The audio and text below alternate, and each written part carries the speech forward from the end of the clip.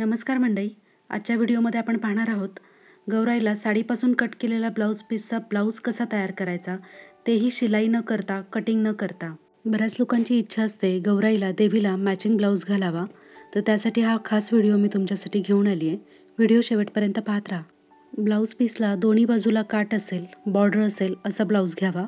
Blouse पीसच्या काठाला थोडेसे धागे दिसत आहेत, तर ते दिसू नये म्हणून दोन्ही बाजूनी ब्लाऊज पीस थोडा थोडा दुमडून घ्यायचा आहे.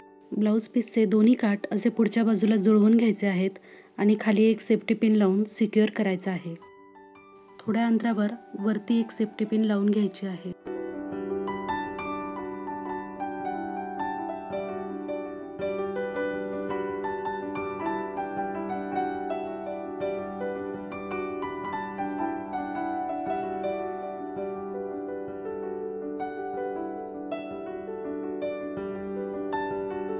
व्हिडिओमध्ये दाखवल्याप्रमाणे आता उजव्या हाताची बाही तयार करायची आहे.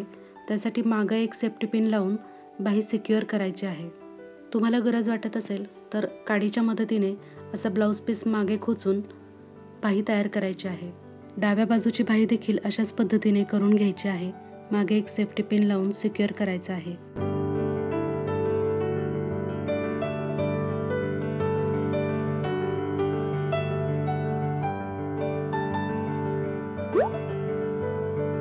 ब्लाऊजचा गळा तयार करण्यासाठी जे उर्वरित कापड आहे ते मागच्या बाजूला नेऊन सेफ्टी पिनने फिक्स करायचं आहे.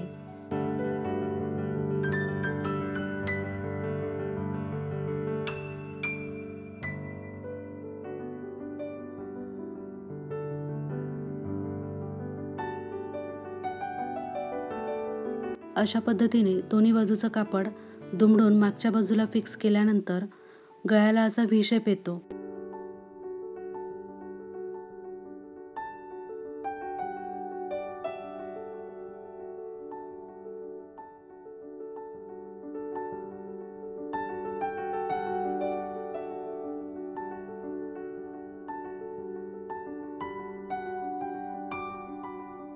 मागच्या बाजूला ब्लाऊज पीसचं जे उर्वरित कापड आहे त्याची घडी करून दुमडून ते सेफ्टी पिनच्या मदतीने पॅक करून घ्यायचं आहे.